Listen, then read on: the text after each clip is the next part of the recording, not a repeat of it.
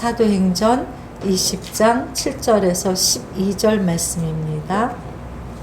우리 한 절씩 교대로 받들어 읽겠습니다.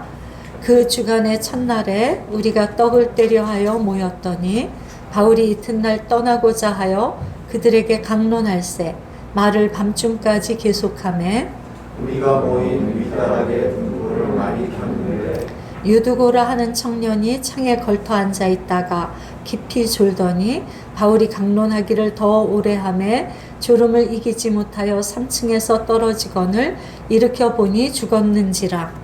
바울이 내려가서 그 위에 엎드려 몸을 안고 말하되 떠들지 말라 생명이 그에게 있다 하고 올라가 떡을 떼어 먹고 오랫동안 곧 날이 새기까지 이야기하고 떠나니라. 사람들이 살아난 청년을 데리고 가서 적지 않게 위로를 받았더라. 아멘. 오늘 말씀은 우리 사랑하는 전도사님이 나와서 전해 주실 것입니다. 오늘 설교도 있겠지만 물론 좀 다른 방식으로 주일 예배 말씀을 전하려고 합니다. 기대가 되시죠? 우리 기대하는 마음으로 박수로 환영하겠습니다.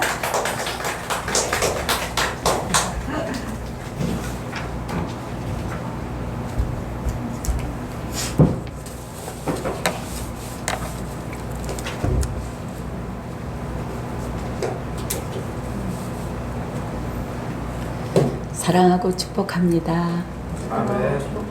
네. 오늘 이제 우리가 말씀을 듣기도 하고 또 서로 말씀을 나누기도 할 텐데 지금 이 시간에는 먼저 우리가 중보기도 원칙에 따라 먼저 기도하려고 합니다. 중보기도 원칙에 따라서 기도하는 거 아시는 분도 있으시겠지만 다시 한번 어떻게 기도해야 되는지 말씀드리겠는데 하나님의 하나님 되심을 찬양하고 감사하는 하나님 찬양, 하나님 감사하는 기도. 그 다음에 내 자신이 하나님 앞에 회개할 것 있다면 회개하시고, 그 다음에 내가 그럼에도 불구하고 하나님 앞에 나가지 못하게 하는 우리 원수가 있어요. 그 사단을 대적하시고 회개 대적하시고, 그 다음에 뭐 하냐면 내 생각을 내려놓는 거예요. 내가 드리고 싶은 소원, 간구 이런 거 있잖아요. 하나님 앞에 내려놓습니다. 그 다음에 성령님 초청하세요. 성령님 초청하셔서 성령님의 음성을 듣는 것까지, 그게 중보기도 원칙 하에 우리가 이제 기도를 하는 건데, 주님이 오늘 말씀을 통해서 또 여러분들이 일주일 동안 말씀 묵상해 오셨는데 그 말씀을 통해서 우리에게 들려주시고자 하는 것이 무엇인지 지금 중보기도 원칙에 따라 기도하면서 다시 주님의 음성을 듣는 시간 되었으면 좋겠고요. 주님의 음성을 들으시고 혹시 뭐 어떤 단어가 생각나시든지 어떤 말씀이 생각나시든지 어떤 뭐 그런 감정이 있다든지 그런 게 있으시면 음성 듣는 기도 끝나고 그 다음에 이렇게 좀 적어 놓으실 수 있으면 적어 놓으셨으면 좋겠어요. 그래서 이따가 우리가 나눔할 때 또 어떤 생각들이 있으셨는지 어떤 말씀이 또 각자에게 주어졌는지 일단 나누는 시간 되려고 합니다. 아셨죠? 하나님 찬양. 근데 이거 꼭 순서대로 안 하셔도 돼요. 주님이 이끄시는 대로 뭐 회개가 먼저 나오면 회개 먼저 하시고 또 찬양이 먼저 나오면 찬양 먼저 하시고 이렇게 상관없이 자유롭게 중보기도 원칙하에 지금 기도하겠습니다. 하나님, 우리의 왕이 되어 주셔서 감사합니다. 우리의 주인이 되어 주셔서 감사합니다. 우리의 친구가 되어 주셔서 감사합니다. 주님, 우리가 아버지의 이름을 부를 수 있도록 인도하셔서 하나님 감사합니다. 오늘 이 시간 하나님이 하나님의 되심을 찬양하며 우리의 왕 되심을 찬양하며 우리의 주인 되심을 찬양하며 우리가 이 시간 주님 앞에 달려 나아갑니다. 하나님, 그럼에도 불구하고 하나님 앞으로 나아가지 못하게 하는 우리를 속이는 우리를 혼미하게 만들고 우리에게 거짓말하고 우리를 속여서 우리를 어둡게 만들고 우리를 딱딱하게 만들어서 하나님 앞에 나아가게 하지 못하는 저 원수 예수 그리스도 이름으로 명하노니 이 시간 가운데에서 떠나갈지어다. 이 예배를 방해하고 이 예배 가운데 하나님 말씀 듣지 못하도록 속이고 도적질하는 이 약하고 더러운 영 떠나갈지어다. 아버지 하나님, 우리가 하나님 앞에 정말 하나님의 은혜가 아니면 우리가 나아갈 수 없는 존재들입니다. 아버지 하나님, 그럼에도 불구하고 주님의 거룩한 보혈의 피로 우리를 씻어주시고 우리를 용서해 주시고 우리를 자녀 삼아 주셔서 하나님 감사합니다. 하나님, 우리가 하나님 사랑한다고 하면서도 사람을 의지하고 돈을 의지하고 하나님 말씀대로 살지 못한 것 주님 용서하여 주시옵소서. 아버지 하나님, 이 시간에도 간절한 마음으로 나오지 못한 우리 성도들 하나님 만져주시고 치유하시고 회복하여 주시옵소서. 아버지 하나님, 오늘 말씀이 임할 때 아버지 하나님 그 말씀으로 우리가 살아나게 하여 주시옵소서. 아버지 하나님, 그럼에도 불구하고 우리의 소원과 우리의 기대와 우리의 간구를 주님 앞에 내려놓습니다. 주님, 이 시간 성령님 오시옵소서. 성령님 오셔서 이 예배를 장악하시고 다스려 주시옵소서. 불같이 임하시고 불같이 임하셔서 아버지 하나님, 우리가 성령님 바라보게 하시고 성령님 음성 듣는 시간 되게 하시고 아버지 하나님, 오늘 이 시간을 통하여 각자에게 주님 들려주시는 음성 붙잡기를 원합니다. 주님, 이 시간 성령님 음성 듣겠습니다. 조용히 주님의 음성을 듣겠습니다.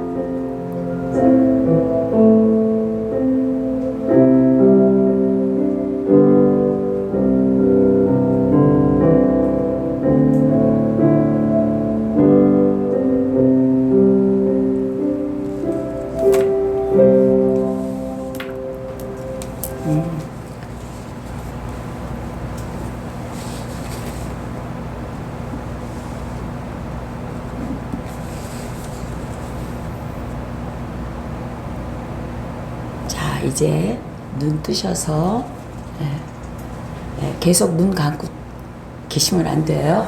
지금 이제 말씀 듣는 시간입니다.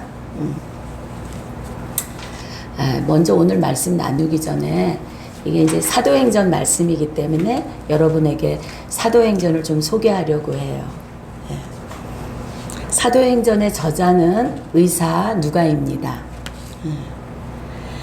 의사 누가가 책 2권을 썼어요. 누가복음하고 사도행전 2권을 썼는데 왜 이 책을 쓰게 됐을까? 그거를 좀 소개하려고 합니다. 예수 믿는 사람들, 꼭 예수 믿는 사람이 교회잖아요. 그 교회 공동체, 그 사람들을 그리스도인이라고 부릅니다. 근데 그 그리스도인들이 AD 64년 네로 황제에 의해 로마 대화재의 주범으로 지목되면서 로마 정부로부터 박해를 받게 돼요. 근데 이 박해가 네로가 죽고 도미티아누스 황제가 통치하던 90년대 본격적으로 박해가 아주 심해졌고요. 이게 200년 이상 계속됐어요.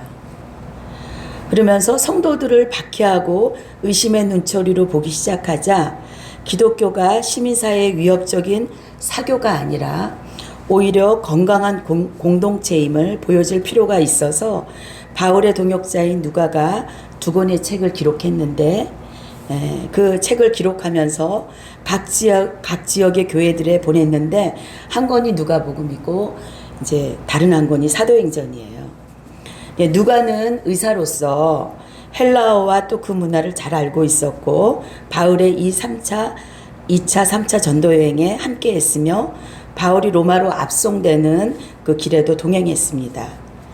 누가는 예수 그리스도의 복음은 물론 유대교에 대해서 잘 알고 있어서 누가복음 1장 3절에 데오빌라 가카라고 부른 인물이 대표하는 독자, 즉 기독교에 대해 어느 정도 알고 있는 로마 시민들에게 교회의 역사를 정확히 소개하여 교회에 대한 오해를 바로잡고 교회가 이거를 꼽지 않았네요.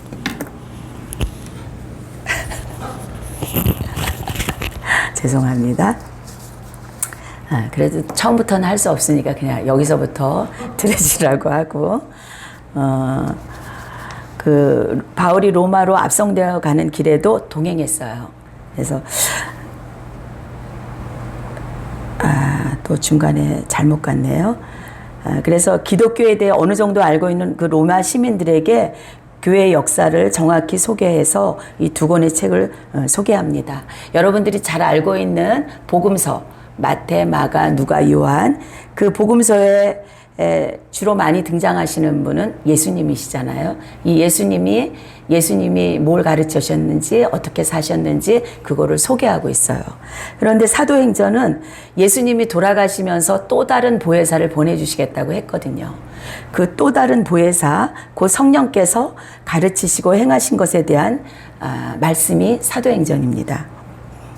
능력이 많거나 특별한 직분을 가진 사람들이 아닌 하나님이 택하신 사람들이 성령님의 지시와 인도하심에 순종해서 복음을 증거하기에 성령 행전이라고도 합니다. 그래서 사도행전을 성령 행전이라고 말하고 있어요.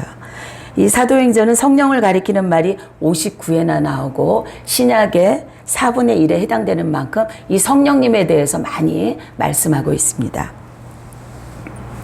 악하고 음란한 세상에 교회를 세우는 일은 인간의 힘으로 할 수 없기에 성령님이 오셨고 성령님은 이 구원의 일을 사랑과 더불어 이끌어 나가십니다.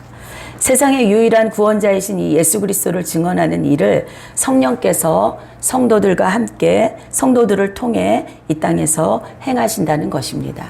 이 사도행전을 가장 잘 나타내는 핵심 말씀이 사도행전 1장 8절에 나오는 말씀, 여러분들이 너무 잘 아시는 말씀이죠? 아시죠? 네. 오직 성령이 너희에게 임하시면 너희가 권능을 받고 예루살렘과 온 유다와 사마리아와 땅끝까지 이르러 내 증인이 되리라 하시니라. 아멘. 이게 사도행전의 핵심 말씀이에요. 네.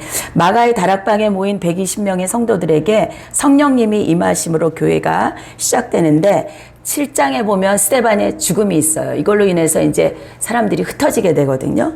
그러면서 이제 복음을 전하는 게 11장까지 나오고, 그 다음에 이제 안디옥 교회를, 바울이 담임 목사님이신 이 안디옥 교회를 거점으로 이제 1차, 2차, 3차 전도여행을 하게 되고, 그 교회가 확장되는 게 20장까지의 말씀이에요. 그러면서 이 바울이 체포되고 로마로 이송되어 가는 이 과정까지가 28장 마지막 말씀까지입니다. 근데 이제 오늘 본문 말씀은 일주일 동안 묵상을 하셨으면 아실 거고, 한 번, 두 번만 하셨어도 아실 것 같은데, 몇 차 전도여행 때 나오는 말씀일까요? 아시는 분 손 들고 얘기해 주셔도 좋아요. 몇 차 전도에. 목사님은 하시지 마시고요. 목사님 권한 없으십니다. 목사님이 3차래요. 정답. 이 정답이 누출되는 바람에 네, 마음의 선물을 보내드리겠습니다. 영수 집사님에게도. 네, 3차 전도여행에 나오는 말씀이에요.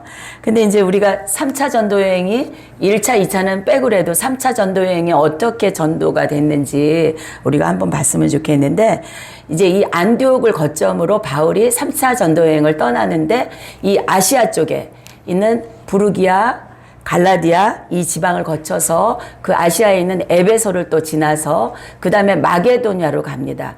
지금의 유럽인 마게도냐로 가는데, 그 마게도냐에서 이제 예루살렘으로 돌아오는 게 바울이 세운 3차 전도여행의 계획이었어요.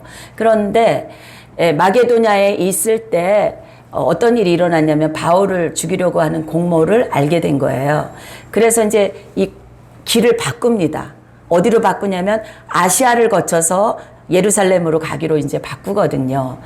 그 아시아로 가는 첫 번째 도착한 곳이 드로아예요. 드로아항.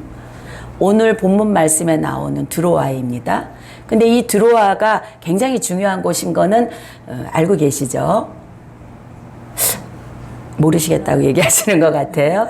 그 드로아는 2차 전도여행 때 바울이 드로아에서 이 아시아를 전도하려고 생각을 했는데 막힌 거예요. 자꾸 이상하게 안 돼요. 막히는 일이 발생했어요.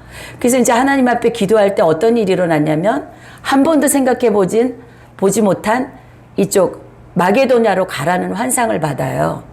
그래서 이제 처음으로 이 유럽으로 떠나는 일이 어디에서 일어났냐면 드로아에서 일어났거든요. 그래서 드로아는 굉장히 바울에게도 중요한 곳이었죠. 막히는 일이 있었고 그 막히는 일을 뚫어주시는, 그래서 한 번도 생각해 보지 못한 곳으로 가게 한 곳이 드로아이거든요. 근데 그 드로아에서 오늘 말씀이 있는데, 우리가 이제 7절부터 12절까지 말씀을 묵상하셨지만 그 전절에 6절에 보면 어떤 말씀이 나오냐면, 우리는 무교절 후에 빌립보에서 배로 떠나 닷새만에 드로아에 있는 그들에게 가서 이레를 머무니라. 네. 마게도냐에서 공모가 있어서 이제 어디로 오냐면 배를 타고 드로아에 들어와서 이레를 머물렀대요. 그러면서 오늘 말씀이 시작되는 거예요. 7절에서 12절까지 오늘 말씀이. 7절에 보면 그 주간의 첫날에 우리가 떡을 떼려 하여 모였더니 바울이 이튿날 떠나고자 하여 그들에게 강론할세 말을 밤중까지 계속하매. 그 주간의 첫날은 안식 후 첫날인데, 안식 후 첫날에 이제 예배하려고 사도 바울을 추종하는 제자들이 모였어요. 근데 이제 바울이 그 이튿날 떠나려고 하니까 바울이 막 밤중까지 계속했대요. 바울은 어찌 보면 이곳에 다시 오지 못한다는 걸 알고 있었잖아요. 이 3차 전도 여행에 예루살렘까지 가서 어디로 가냐면 로마로 가는데, 그 길에 환난과 결박이 기다리고 있다고 했거든요. 그래서 다들 못 가게 말렸어요. 예. 그럼에도 불구하고 지금 가는 거예요. 그런데 그러니 얼마나 할 말이 많겠어요. 하고 싶은 말도 많고 가르칠 것도 많고 당부할 것도 많고, 아마 바울이 막 진짜 밤중까지 계속 할 수밖에 없는 이런 상황이에요. 8절에 우리가 모인 윗 다락에 등불을 많이 켰대요. 그 다음 9절에 보면은 유두고라는 청년이 3층에서 떨어지거든요. 근데 그걸로 봐서 이 다락이 어디에 있었냐면 3층에 있었죠. 3층에 다락방에 있었는데, 아마 그 당시에는 다락방에서들 많이 모였나 봐요. 이 예배드리러. 우리가 마가의 다락방에서도 다락방에 모여서 한 걸 본 것처럼 이 3층에 있는 다락방에 모였어요. 그것이 얼마나 넓은지, 그것이 또 얼마나 많은 사람들이 모였는지 우리는 알 수는 없지만 그 다락에 모였어요. 근데 이제 밤쯤까지 계속 강론을 하니까 등불을 많이 켰대요. 근데 이 등불을 많이 켜는 거 참 중요해요. 그런데 우리 마음에 등불이 켜지는 일이 더 중요하거든요. 네. 우리 마음에 등불이 켜지는 일은 누가 하시냐면 성령님이 하셔요. 성령님이 우리 안에 불을 확 밝혀주셔야만 우리 마음에 등불이 켜집니다. 우리가 이곳에 억지로 왔는데 성령께서 불을 밝혀주시면 언제 그랬냐는 듯이 내가 예배 잘 드려야지, 이런 자세를 갖게 되고요. 또 내가 막 생각이 복잡해요. 복잡한 가운데 오늘 예배 잘 드리려나 하고 왔는데 성령님이 불을 확 켜셔가지고 내가 오늘 말씀 잘 들어야겠다. 네, 성령님이 불을 켜셔야만 우리의 불이 켜집니다. 오늘 우리 예배 가운데 불을 켜셔야 돼요. 네, 눈에 불을 켜세요. 귀에 불을 켜세요. 마음의 불을 활짝 피세요. 네, 어떤 상황에 왔을지라도 나는 오늘 반드시 살아계신 하나님 만나야 되겠다 결정하시고요. 오늘 나에게 말씀하시는 그 말씀 내가 붙잡고 살아야 되겠다 결정하시기를 축복합니다. 네. 그 다음 9절에 보면 유두고라는 청년이 창에 걸터 앉아 있다가 깊이 졸더니 바울이 강론하기를 더 오래 하매 졸음을 이기지 못하여 3층에서 떨어지거늘 일으켜 변이 죽었는지라. 요 한 절인데 많은 역사가 일어났어요. 네. 멀쩡했던 사람이 죽었대요. 네. 가슴 아픈 일이 일어났어요. 예배 드리는 가운데. 근데 저는 이 유두고라는 사람의 뜻을 보니까 복되다, 운이 좋다, 행운이다, 이런 뜻을 갖고 있어요. 이 말처럼 됐으면 좋겠어요. 복된 유두고가 됐으면 좋겠어요. 정말 이 유두고가 복된 유두고가 되는지, 지금 이 말씀에는 죽었단 말이에요. 복될 수 없잖아요. 물론 예배드리다 죽으면 순교입니다. 저는 그렇게 생각해요. 여러분들도 그렇게 생각하시리라고 믿어요. 예배드리다 죽으면 순교입니다. 그런데 어찌됐건 간에 이 유두고 청년이 죽었어요. 근데 이제 저는 이 창에 걸터 앉아 있다가 깊이 졸더니라는 말씀을 참 많이 봤던 것 같아요. 자꾸 이 말씀을 묵상하게 만드시더라고요. 창에 걸터 앉아 있다가 깊이 졸더니, 그러면 그 다음 사건이 유두고가 죽었는지 안 죽었는지 모르더라도 우리가 왜 드라마를 보다 보면은 뒤에 무슨 일이 일어날 것 같은 거를 암시하는 그런 그걸 복선이라 그러잖아요. 그걸 보게 되잖아요. 막 사람을 이거 뒤에 뭐가 일어날 것 같아라는 그런 암시를 주잖아요. 저는 이 말 속에 그런 암시를 느끼겠더라고요. 이거 죽는다고 뒤에는 나와 있지만 죽는 거 아니더라도 이거 무슨 일이 일어나는 거 아니야? 라는 그런, 저에게는 그런 생각이 들었어요. 근데 그러면서 창에 걸터 앉아 있다라는 거를 질문하게 됐어요. 묵상하게 됐어요. 이 사람이 왜 창에 걸터 앉았을까 하고 많은 자리 중에 우리도 창이 있잖아요. 창에 걸터 앉은 사람 한 명도 없거든요. 물론 거기에 뭐 이렇게 좋은 의자가 있었는지 뭐 어떤 자리가 있었는지는 모르겠지만 하여튼 이 유두고라는 청년이 해필이면 이 창이 낮았었나 봐요. 높으면 걸터 앉을 생각 못했을 텐데 낮았는데 하여튼 그쪽에 걸터 앉았대요. 제가 한 5가지로 생각해 봤어요. 여러분들도 한번 어디에 속했는지 한번 보셨으면 좋겠어요. 바울 목사님이 오셨다는 얘기를 듣고 직장에서 일하고 왔는데 늦게 오게 된 거예요.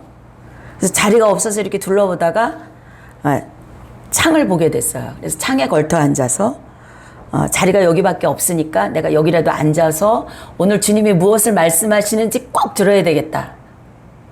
이렇게 생각해서 이게 첫 번째예요. 그 다음에 두 번째는 사람들이 이제 많다 보면은 좀 냄새도 안 좋고 공기도 안 좋고 그러잖아요. 그러니까 가만히 이렇게 보다가 난 좀 예민해. 신선한 공기를 좀 맡으면서 말씀 들어야겠어. 그리고 창 쪽에 이제 걸터 앉은 거예요. 세 번째는 예배를 드리러는 왔는데 올까 말까 망설이다 왔어요. 억지로 이제 왔어요. 그러다 보니까 마음이 좀 그래요. 말씀 들을 분위기도 아니에요. 조금 어떻게 이렇게 좀 어디 좀 낑겨 있을까 보다가 창에 걸터 앉게 됐어요. 근데 창에 걸터 앉자 보니까 밖에 시선이 자꾸 보이네요. 집중을 못 하는 거예요. 또 네 번째는 이 사람이 공동체에 잘 속하지를 못해요. 예배를 드리러 왔긴 왔는데 잘 속하지 못해가지고 좀 이 사람들하고 떨어져 앉으려고 이제 창에 걸터 앉았어요. 5번째는 좀 자유분방한 성격이에요. 그래가지고 나는 좀 자유분방한 성격이야. 이 사람들하고 좀 다르게 힙스럽게, 요즘 젊은 청년들이 힙스럽게 얘기 많이 해요. 힙스럽게 난 창에 멋있게 걸터 앉을래. 이렇게 하고 걸터 앉아서 예배를 드려요. 우리 종려나무숲교회는 한 분도 이런 분이 안 계십니다. 네, 다 일찍 오시고요. 눈 반짝반짝 해가지고 오늘 주님이 무엇을 말씀하시는지 막 이 강단을 사로잡을 먹을 것 같이 막 그런 눈으로 다들 앉아 계시죠? 네. 영수 집사님, 네. 그렇게 앉아 계시죠? 말씀을 묵상하고 있느라고. 네, 다들 그러신 줄 제가 믿어요. 네. 그런데 이 창에 걸터 앉았다는 거를 보면서 참 다 그런 거는 아니지만 참 자리가 중요하다는 걸 느껴요. 네. 그게 내가 막 아무렇게나 앉은 것 같아요. 그 자리를. 그런데 그 자리를 나타날 때가 있어요. 내 마음의 자리를. 하나님과 거리의 자리를 나타낼 때가 있어요. 다 그런 건 아닙니다. 우리 성도들은 뒤에 앉으셔도 옆에 앉으셔도 예배에 집중하시는 분이라고 저는 굳게 믿습니다.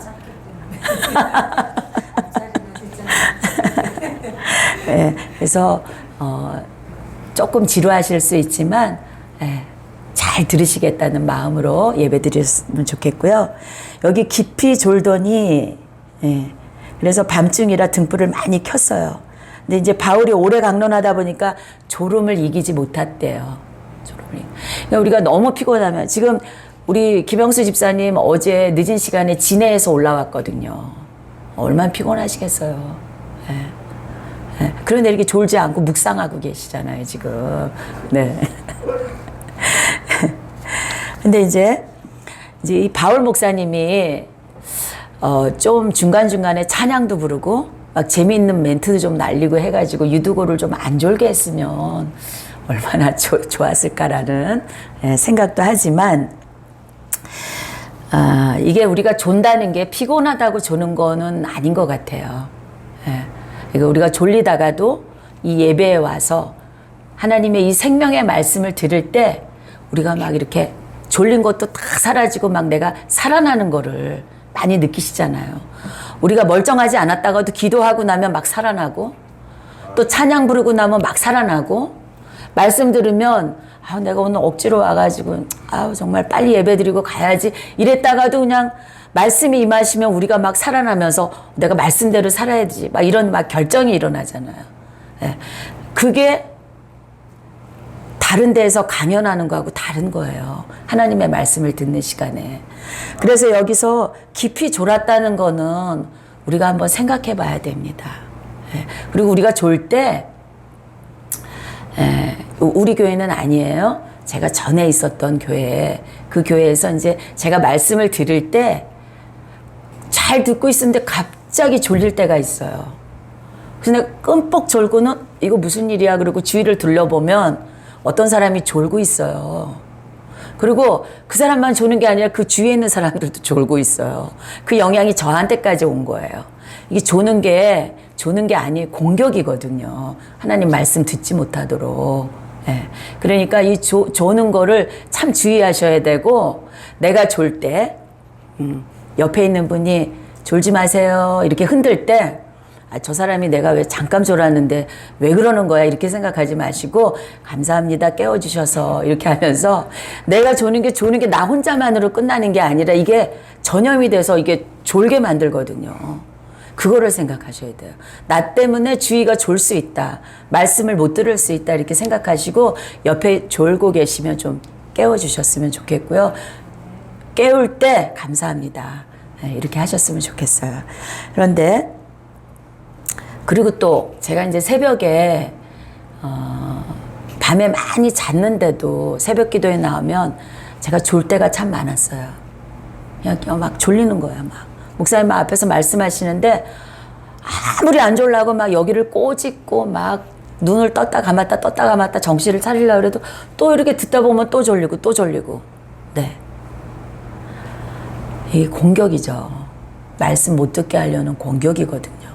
우리를 막 혼미하게 하고 졸게 만들고 막 내 힘으로 안 되게 하는 게, 여기 보면 졸음을 이기지 못했다 그래요. 졸음을 이기지 못합니다. 네, 왜? 졸음이 공격이기 때문에. 네. 내가 마음이 또 어두워지면 그거를 내어줘요. 그냥 나를 방치하거든요. 그래서 공격이 와도 그냥 내가 거기에 휩쓸려 버려요. 그래서 그 공격을 이기지 못해요.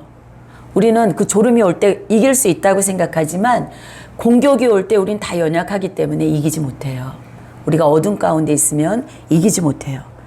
유두고도 졸음을 이기지 못했다고 그래요. 이 깊이 졸았을 때 말씀이 들렸을까요? 안 들렸을까요? 말씀이 안 들리죠. 당연히 안 들리죠. 이 지금 말씀 못 듣게 하려고, 이 살아나지 못하게 하려고, 졸게 하는 거거든요. 그것도 깊이 졸게 하는 거거든요. 이 깊은 어둠에 붙들려 있다는 생각이 들어요. 그리고 깊은 어둠을 이기지 못합니다. 우리는 공격을 이기지 못해요. 공격을 받으면 누구나 우린 이기지 못해요. 사람은 다 그렇게 약한 존재예요. 깊이 졸다가 어떻게 됐나요, 유두고가? 3층에서 떨어져서 죽었어요. 이 사람이 밖으로 떨어질 수도 있고 안으로 떨어질 수도 있는데 하필 밖으로 떨어져서 죽었어요.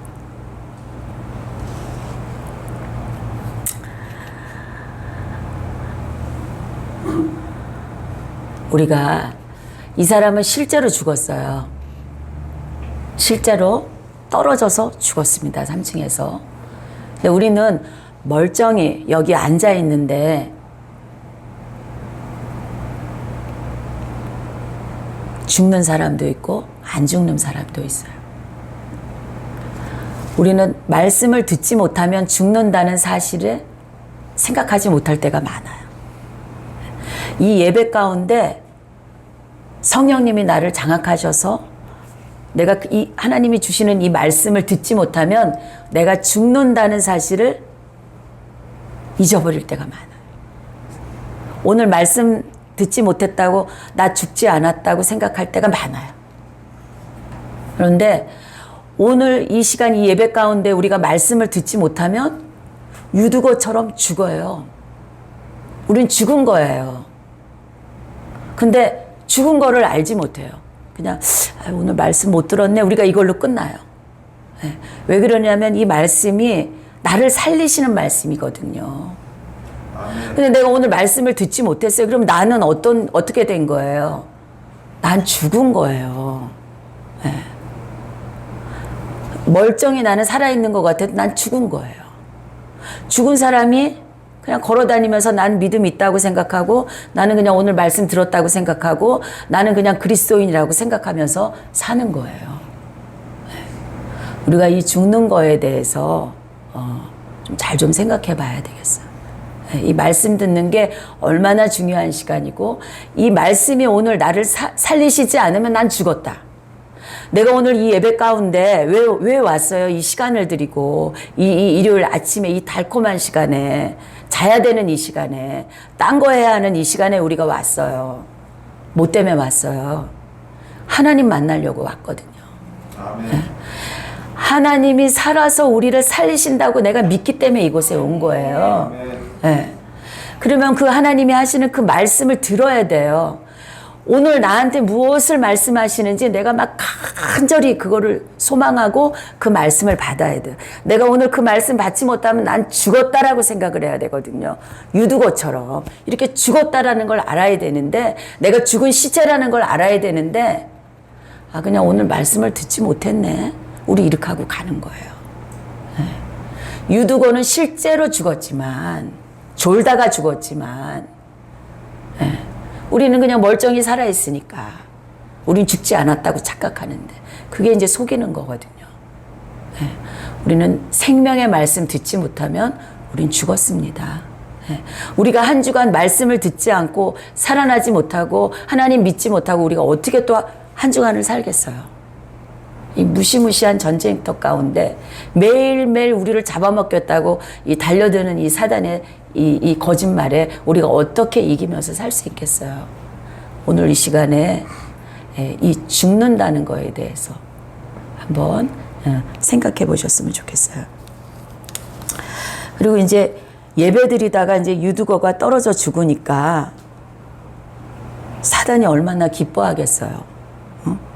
예배드리다 죽었대. 아까처럼 예배드리다 죽으면 순교야 이렇게 생각하면 아무 문제가 없는데 예배드리다가 죽었대.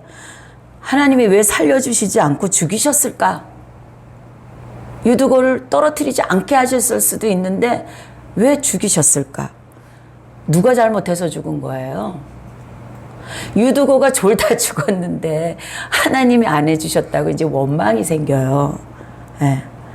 예배하러 갔는데 죽을 수도 있다라는 생각이 우리 안에 들어오는 거예요.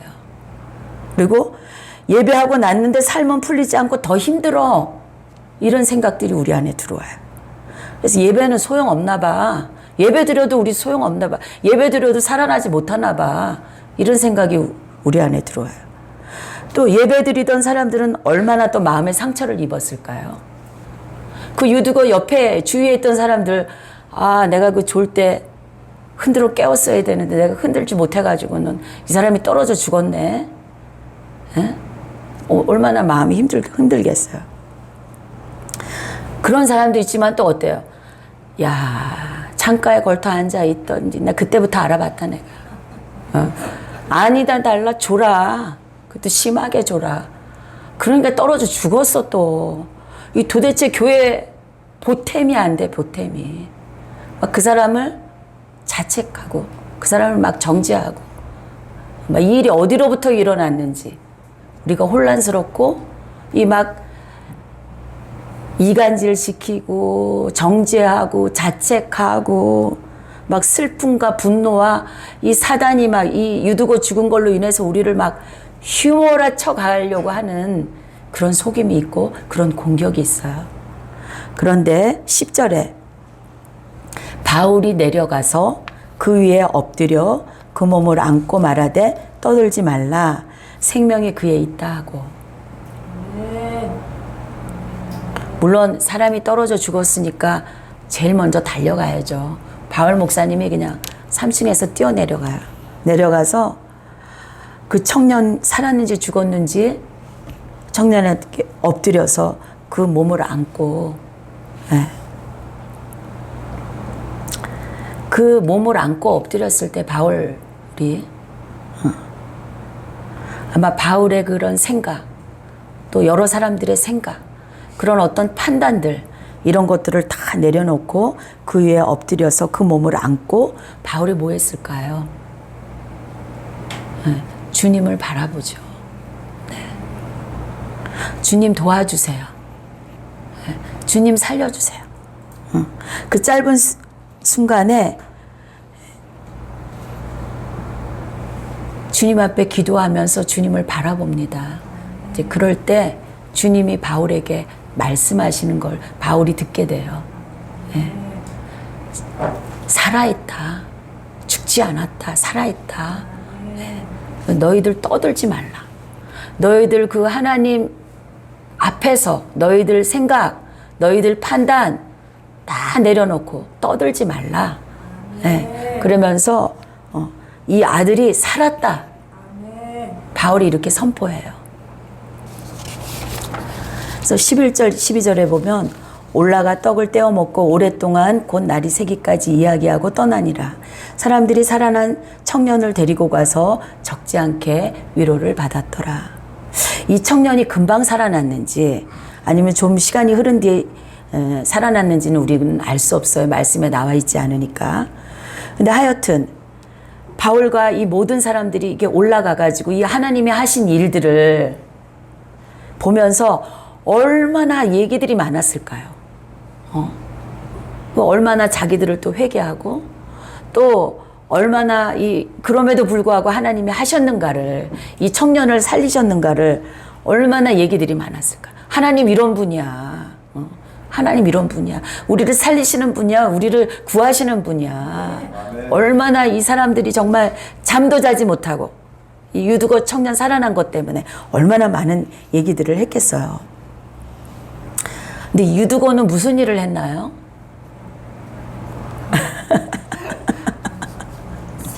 아무것도 안 했어요.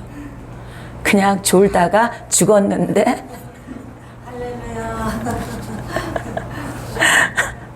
주님이 살리신 게 유두거가 열심히 해서 살린 거 아니에요. 네. 아, 유두거를 보니까 똑똑해. 얘를 살려야 되겠다 그래서 살린 게 아니에요. 네. 아, 얘가 부자야. 헌금 좀 많이 내겠어. 하나님 일 많이 하겠어. 살린 게 아니에요. 얘가 막 영성이 깊어가지고 얘가 반드시 살아나야 돼. 막 몇천 명을 회개시킬 것 같아. 그래서 살린 게 아니에요. 네. 그냥 깊은 어두움에 있었어요. 네. 그 깊은 어둠에 처해 있는 유두고를 살리신 거예요. 나는 도저히 할 수 없을 때가 저는 많이 있습니다. 네. 정말 내 옆에 있는 가장 사랑하는 사람도 어떻게 할 수가 없어요. 내가 아무리 말하고 아무리 설득하고 아무리 기도해도 어떻게 할 수가 없어요. 또 어떤 문제만 오면 딱 얼음장이 돼가지고 머리로는 알겠고 믿겠고 하겠는데 움직이질 않아요. 거기만 오면 어떻게 해야 될지 모를 때가 많아요. 주님은 우리의 그런 어둠에 있는 상태를 아십니다. 아멘. 우리의 연약함을 아세요. 아멘. 우리가 할 수 없는 것을 아세요.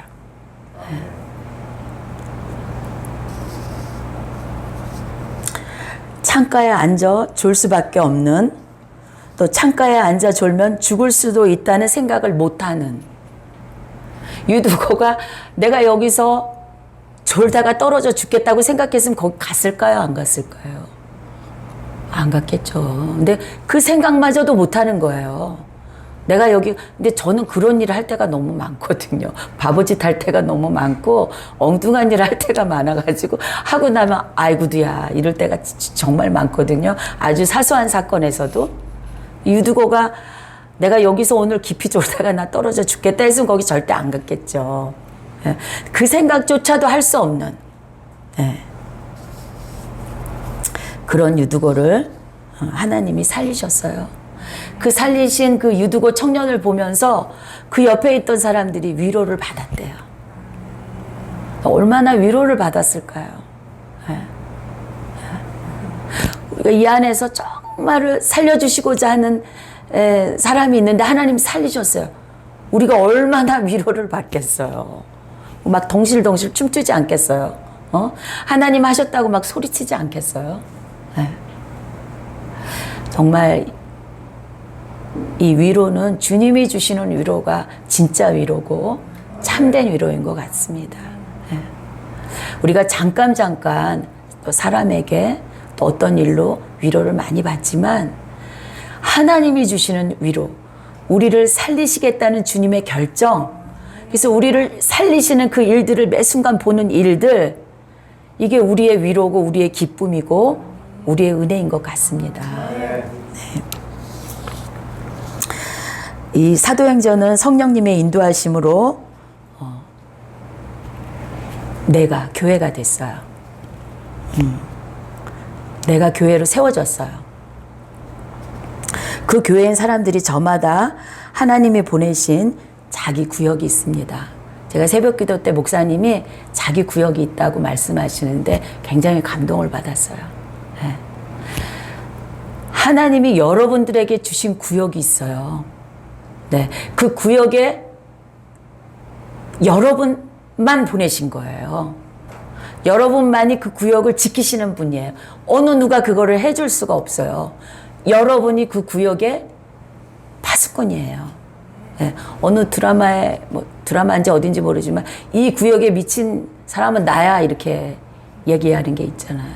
우리가 그 구역에서 그 구역을 성령님이 말씀하실 때 잘 순종하고 아멘하고 잘하든지 못하든지 그 구역을 지켜내고 그 구역에 있을 때 우리를 통해서 하나님이 반드시 구원할 영혼이 있기 때문에 오늘 이 사도행전 말씀이 유두고 청년의 말씀을 통해서 우리를 보게 하시는 것 같아요. 네.